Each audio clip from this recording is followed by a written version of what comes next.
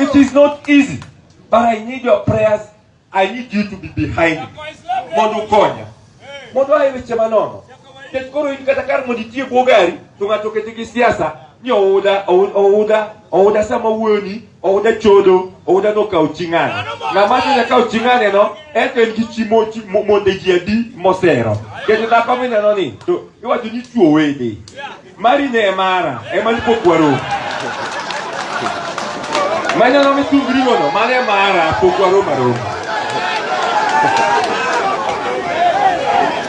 Iwijo Joedi, we go wadu ni wadu de chode. Ni wadu de chode nga wadu cholo chingane. Ni moro momo mangento be konye kone ni pogo kende ni. Duro mo na kuru esho. Pogo kende kipenye ni akanye ana kisumo nyaera. Bire shoka ya chuki mara agriculture. Do jao ni kanye. Ni ngene wawere no tinga Uganda. Tabeka ka we mabere no ko kwane lera isi nyoke fine kama ne to akwe yusie. To se ye nyusie. Tuse chakru. Wakiche mori biro ta kino kiwone simu gotieno ongado kiwone simu gotieno ongado ko sidu kisumuka kinki penye ni nyanga do simbe dier okapar nya tima nye tugo kisimu do kara ne chwe manya ni okanya koro yin kipangi ka kipangi no do wi kipangi tipanga we ye mono pangwa. Hallelujah. Yeso pake Already chowa do kikeke giweche makchode. Yo uda chodo. Angisoga je pele. Onge. Kata ini mibet kani. Samoro nya so konyan gi weta muingi maten. To it mean in man weta chuokno. Ine waka pango jomani e toki togero mauchie. To iti jweti chok. To kora man weta chorore ni adi do na panga di.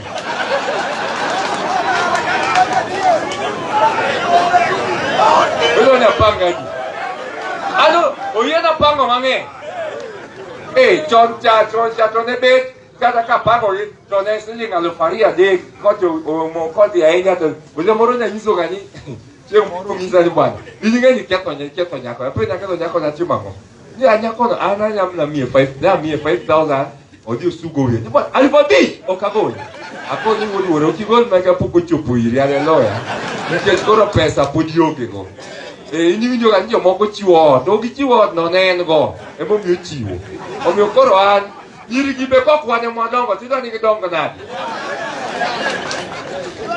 chiwo ko ne go be di chiwo ma bero ke di chiwo mangudi e di chiwo ma je chi yes ka koro nyari gi be ne no ni karen gi chiwo mo re bate to ni me na no gi be gi chiwo ma te nya ko ma ti de bo ko re ya tiende kanyo ni paro ni bro bire mayot kamano ti yude no yiri matino go uso machunga ne to ti mangoto su kolezo to yude samoro kole iti do nyan kora no una nyako ni samuri ne jwa kali kai chai o ke cho uso chai o sango to uso chai no uso ga matek mono los de to ritne tende ka koro seri o seri to je tende o se chulo ni school fees o se chulode simo ben singo di chobe onge batekanyo wacho ni ko tieno Friday o da di yue ovemba koro nyari wegi koro were gi machuba gi mora mora okawo ni marinane moro donje gi parus maboyo wiye bo se chwa do mo yuo maber koke bo wiro abe ko uda kanya ala seti kregi joju akela ko ni mima kabe warawe abara obi makara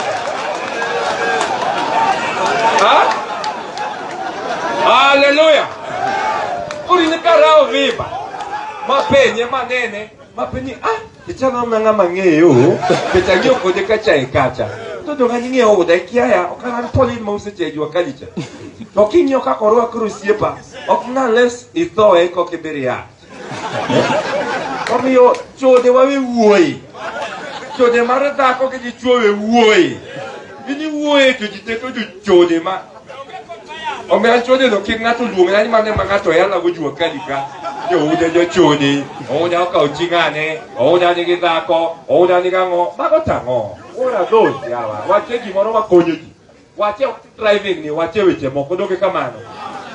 You cannot be so petty to an extent mar donjo nyake maisha mar ng'ato ma personal mane gimo kadwa ni watem doge kamano omiyo kantie constructive criticism to wano uda wayie to constructive criticism manono gi to awere go omiyo mogi katieko ni joluowa akwayo sani what demolition to kadwa wuoye ahinya nikech Sam musiepna wuoti wuoye but ito yieni mondi wuoye wachno wuon ma an mineno uda kanyala ni pek mawinjo gimineno miwachono ang'e kenda kama ntiere to ba ang'eyo how that thing in live wire to kuminene ni wuodwora ober mna kiwache mayot kaka iwache no to dhi temwa especially an ouda simwadi achiel iwuothe town ka janeko simwadi ok en simbe ariyo en simwadi tigo wega sana sana saa 4:45 madhi saa 6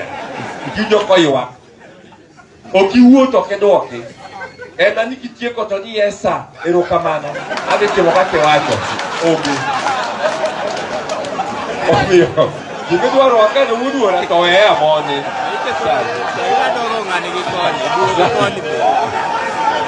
mineno no jokama gino liet ka pas gini wache mana ka berberie gino liet ka pas kendo ng'eni gimo kibede consulted an gima kana sa mineno wuoyo kani en kore kipangega in gini neno mna ka tich tire ok wachni kata one day ket ko wachni kedhi nyiso jin koro wabedurure tiji runge modwari in mano ok wachni in winjo mna ka simu ywak kendo bak biro ni ouda imukowa imukou kanye kaka nyoro nyeni serious kimuko ng'ata mora na pomna kimuke onge ng'ama nyalo wacho ni kimuke omiyo kora kwayu jokama ni an wadhi demolition would ma okabi wuono an ajatele town ka I also want development but for now I cannot devolve much ochope wach demolition because ang'eyo what is going on again omiyo for now an gima nya wacho no weya nitie kaka wuoyo gi nyongo nyocha luongo jo street ka sports ground ma wuoyogo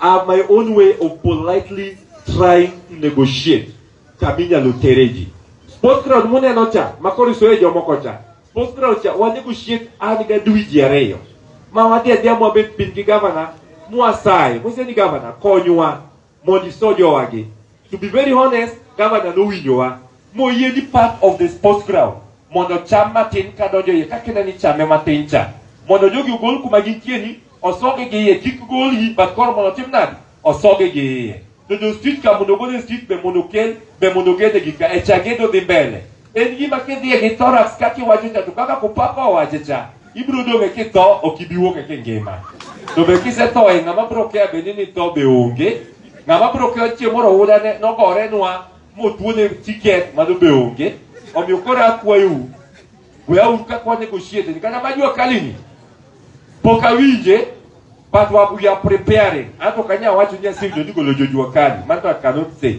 okanya wuono mana ng'eyo ne en mar kura Kenya Urban Roads Authority to kapo nono nitiere I will just negotiate kakunena negotiate ni it is time to be a leader jomoko noyiera ni an hooligan alonyore duk hooliganism gi lonyruok duk nimna gi kama ochope tok man to koro brain must take over koro sama wuoyi to realize ni koro kendo lonyruok duk my brain must now work wiya nie tich sama inenani keta wuono kika wuondu ing'eni ber sama pod iwache ni ang' ni dhi gori gi jogo ni ang' irito gi ka penjo mama moro nyathi mama no nyatimo kae kanyocha wach golo ji kaka bobiro an awuon agolo gacha ma dhi kode kamoro ma koni koro wach ni chaka owacho mokwere nyoro nyochung' e nyim tinga ing'e gima jogo nyotimo gi tingano jogo chung' ka jogo kaka tingano to fwayo ni kagima dhogo mna wiye mende molwar piny moonyo se akara tinga cha kako kalo cha teno kalo to chwoda kiosk mane cha twa kama otichiew kiosk ne ni piny jomoko bobiro ira nigi kawo court order akise ni court order ikawo ni mna uda kanyayala kati ikawo ni mna Hussein Dangla kati ikawo ni mna Sam ikawo ni mna ng'a Kupak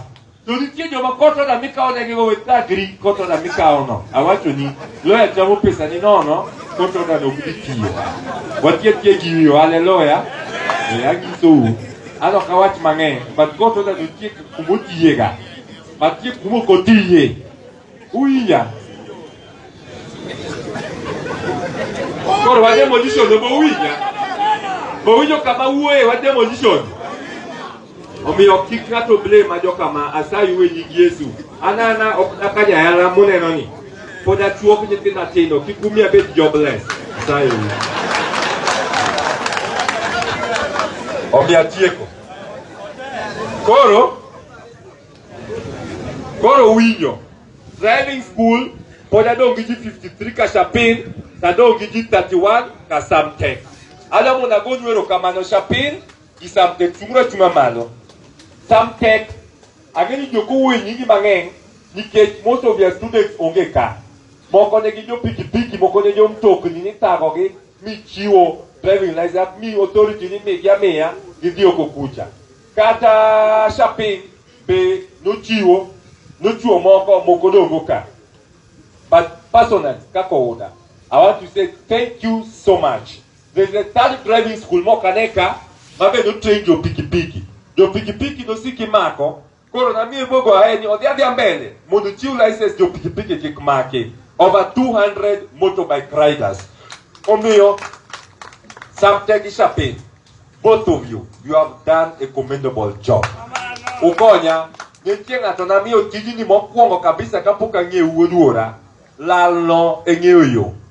Notaga, mamoko pod ayware kode nyaka sani 2 years down the line.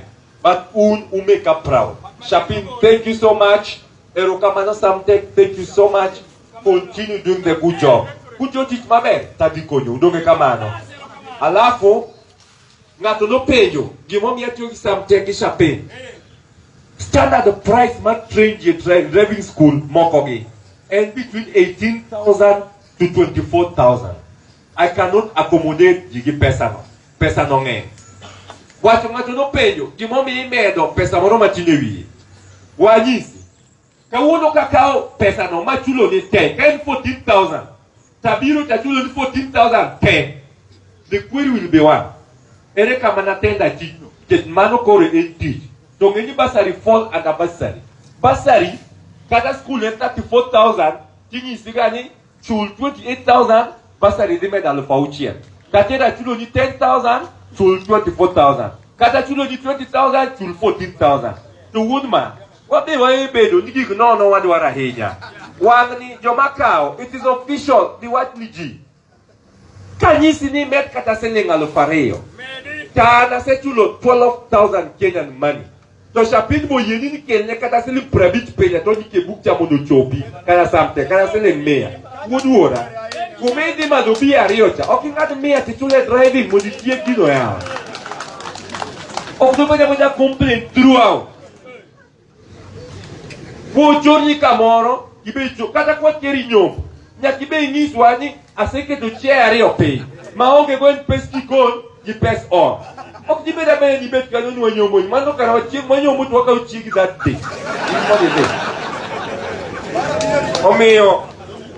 Omi alufariono ka nyisi ni medi kiki wang asai enyingi Yesu adu mjube mari meda mona titich mar kumutie hukumodong nendo. Omi oka uono okwa bisomo nyingi te. These people are so many donge kamano.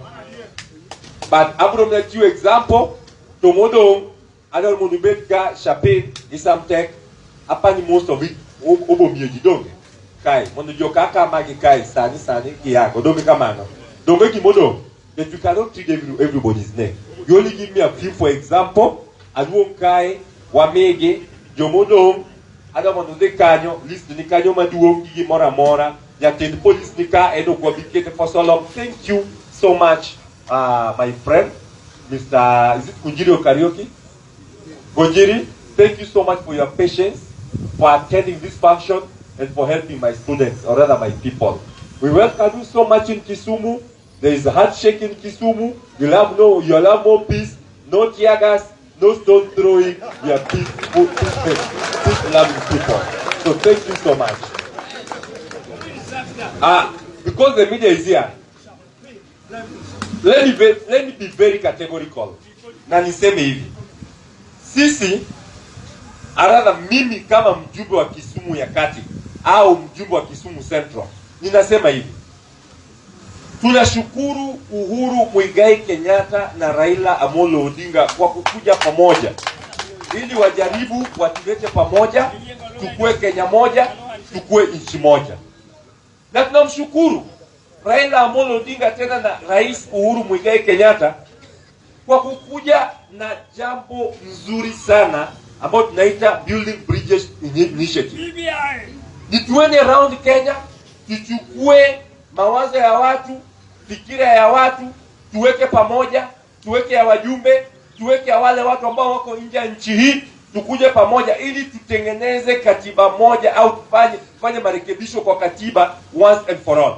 And for those who think that that coming up with the changes in the constitution is a crime, they should know that some of the best constitutions in the world, like in America, some of these constitutions were changed within 6 days. I mean, within 6 years, some even within 6 months. Some of the best